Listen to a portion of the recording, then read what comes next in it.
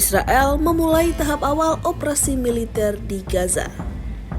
130.000 pasukan cadangan akan digerakkan dan menjadi bagian dalam persiapan penyerbuan ke Gaza.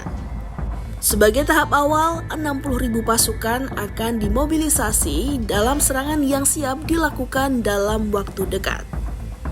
Hal ini disampaikan oleh juru bicara militer Israel, Brigadir Jenderal Evi Devrin pada Rabu 20 Agustus 2025. כחלק מההיערכות לשלב הבא, הנחה הרמטכ"ל להוציא 60,000 צווי מילואים לתחילת ספטמבר. בנוסף לצווים אלו, נעריך עוד כ-20,000 צווים למשרתי המילואים בגדודים שמשרתים כבר היום. בהתאם להנחיית הדרג המדיני, ולאחר אישור התוכניות על ידי הרמטכ"ל, צה"ל החל בשלב הבא במערכה, שלב ב' במבצע מרכבות גדעון. ריכוז הכוחות בעיר עזה התאפשר בזכות הישגי מבצע מרכבות גדעון. חמאס היום הוא לא אותו חמאס שהיה טרם המבצע. מארגון טרור צבאי הוא נותר ארגון גרילה מוכה וחבול. Sebelumnya, militer Israel menyebut tentara cadangan tidak akan melapor bertugas hingga bulan September. Jangka waktu ini diberikan agar para mediator antara Hamas dan Israel dapat berdiskusi mengenai persyaratan gencatan senjata. Hamas pun disebut telah menyetujui usulan gencatan senjata tersebut. Namun, setelah pasukan Israel bentrok dengan pejuang Hamas di daerah kantong Palestina pada hari Rabu, 20 Agustus 2025, Perdana Menteri Israel Benjamin Netanyahu meminta untuk mempercepat jadwal untuk menguasai benteng Hamas. Hal ini membuat militer Israel memanggil 130.000 prajurit cadangan sebagai bagian dari rencana operasi militer besar-besaran untuk merebut kota Gaza. Juru bicara militer Israel menyatakan operasi yang direncanakan akan berlangsung secara bertahap, presisi, dan terfokus.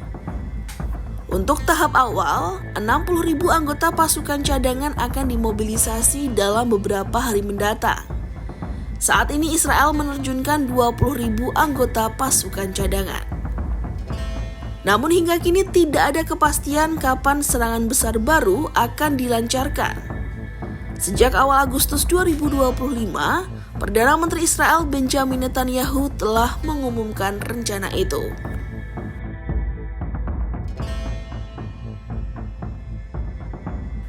Di tengah keputusan ini, sejumlah pejabat dan komandan militer Israel justru menyuarakan keberatan terkait operasi yang dinilai syarat resiko politik dan kemanusiaan.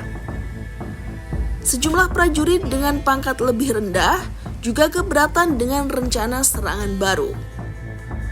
Banyak prajurit Israel kelelahan jiwa dan raga akibat perang tiada henti dikobarkan pemerintah Israel.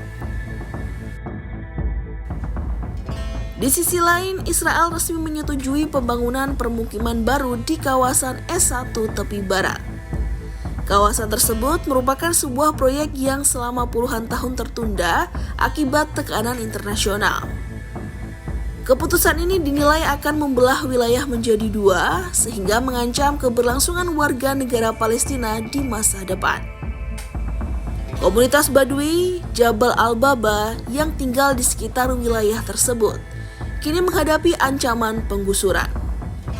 Mereka telah menerima surat perintah pembongkaran yang berarti rumah-rumah dan sumber penghidupan mereka terancam hilang.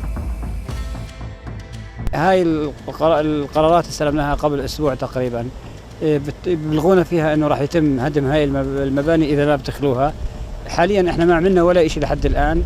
إحنا حاليا بنشوف القرارات تتصاعد أكثر وأكثر، فأي لحظة ممكن يجوا بعد قرارات اليوم اللي صادقوا عليها الحكومة الإسرائيلية ممكن الهدم في أي لحظة، يمكن بعد ساعة ساعتين، وخصوصا أنه إحنا قبل ساعة سمعنا أنه الجرافات والآليات بتتجمع في المعسكر القريب منا. هاي المنطقة بتحوي حوالي 22 تجمع بدوي، مش بس جبل البابا اللي إحنا موجودين فيه اليوم، عندك حوالي 7,000 إنسان موجود في هذه التجمع. الماشي عندك تقريبا 20,000 راس من الماشي، هاي كلها الثروة الحيوانية راح يفتقدها الفلسطيني. أثرها كبيرة على المواطن البدوي، راح يفقد اقتصاده، مصدر دخله، مصدر عيشه، حياته الأساسية راح يفقدها. السوق الفلسطيني، الاقتصاد الفلسطيني كإجمالا راح يفقد كل مقومات الثروة الحيوانية اللي وفرها للسوق الفلسطيني.